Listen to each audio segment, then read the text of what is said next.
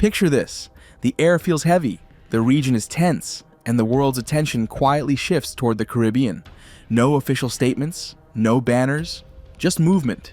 Ships adjusting positions, aircraft staying just outside radar range, and intelligence reports piling up. If the United States, under the kind of leadership that values projection of power, ever decided to carry out operations on Venezuelan soil, how would it look? Not in theory, not in slogans. In reality, on the ground, in the air, and across the sea. Stay with me, because in this deep breakdown, we're going to go layer by layer through how it could actually unfold. From long-range precision effects, to special teams landing fast and quiet, to armored vehicles moving inland and patrols at sea, tightening control. And most importantly, what would happen after the first moves are made. Everything begins long before any boots touch the ground. Weeks, even months, of positioning, intelligence collection, and quiet signals through diplomacy and media. Naval groups move into international waters near the Caribbean. Air Force assets deploy to nearby allies. Nothing declared, but every satellite sees the pattern. Electronic surveillance increases. Satellites scan energy plants, ports, bridges, and military depots. The stage is set not with noise, but with silence. Because in this kind of scenario, the first move isn't always physical. It's digital. It's informational. It's about knowing every route, every comms channel, every reaction time. Then comes the shockwave that doesn't need to touch the ground directly. Long-range aircraft and naval platforms deliver precise effects on selected targets, radar stations, communication nodes, and key fuel depots. Not random.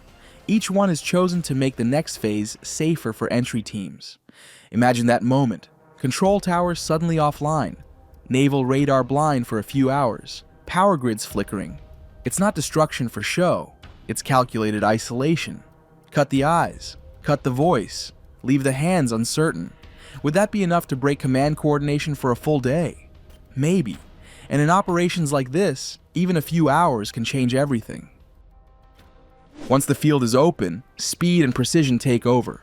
Helicopters move in from carriers or nearby air bases. Inside, elite units, SEALs, Delta Force, or specialized rangers. Their objective? Capture or secure key locations, command posts, intelligence archives, or high-value installations. They come in low, under radar. Ropes drop, boots hit concrete. They move like clockwork. Secure, confirm, extract. No time for chaos. Each team has a window, maybe 10 minutes, maybe less, before counterforces react.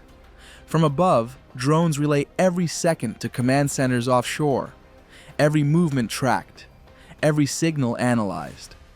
It's the kind of operation designed to look effortless. But behind it, it's hundreds of people coordinating in silence to make 30 minutes of action possible.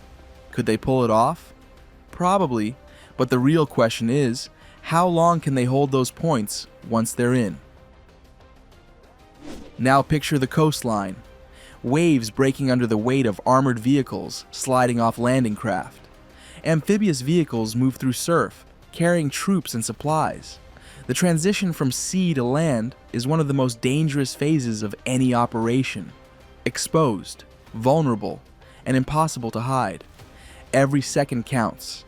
Covering aircraft patrol overhead, drones sweep ahead to detect resistance, and naval guns stand by for deterrence. Once the first line reaches sand, the push begins. The objective is to establish a secure coastal corridor, enough space for follow-up forces, logistics, and temporary command posts. From there, armored vehicles roll inland.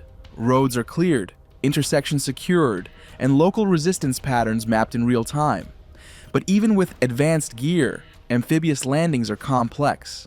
Weather, terrain, and local conditions can flip the entire plan in an hour. Would the operation aim to reach the capital quickly? Or would it focus on controlling key economic zones, ports, refineries, or energy infrastructure, to apply maximum pressure with minimal footprint? That decision defines everything that comes after.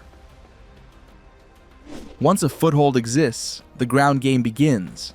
Convoys of armored and logistical vehicles start moving inland, not fast, but methodically.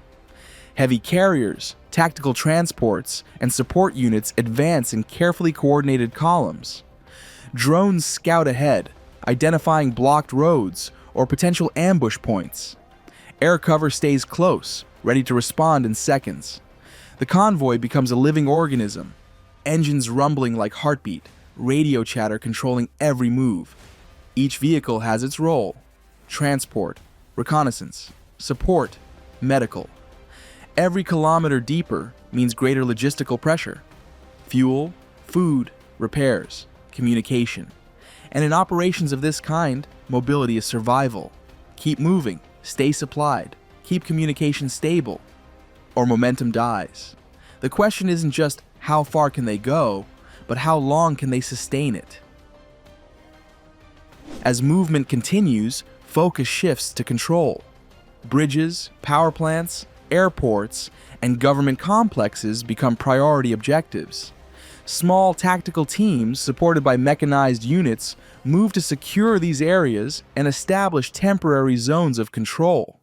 The strategy is simple: take the infrastructure and you take the leverage. Without firing endlessly, control can be achieved through access and information.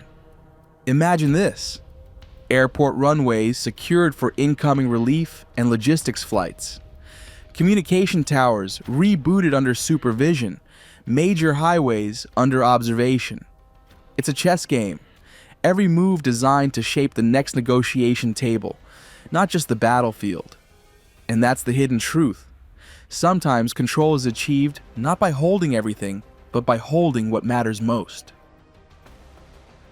While the ground forces advance, the sea becomes the outer wall. Destroyers and cruisers maintain a perimeter, monitoring every vessel approaching or leaving national waters. Any suspicious or unauthorized boats are intercepted. Fast response teams approach, identify, and inspect small crafts. In most cases, it's quick: verification, containment, and release. In others, the vessels are escorted for further checks. This phase doesn't grab headlines, but it's essential. Sea control ensures that supply lines in and out of the country remain under strict observation. No surprises, no external reinforcements. It's quiet, procedural, and constant, the unseen backbone of larger operations. So if such a campaign ever came close to reality, it wouldn't start with noise. It would start with positioning, preparation, and a quiet chain of calculated moves. It would involve precision effects from the air, fast insertions by elite teams, amphibious transitions, and mechanized advances inland, all synchronized to achieve maximum control with minimal exposure. But even with perfect coordination, the real challenge begins after the initial success: keeping order, rebuilding, and defining what comes next. Because at the end of every operation, one question remains: you can take the ground, but can you hold it? If you've stayed with me this far, thank you. This breakdown is just a glimpse of how such a complex operation could theoretically unfold, from strategy to aftermath.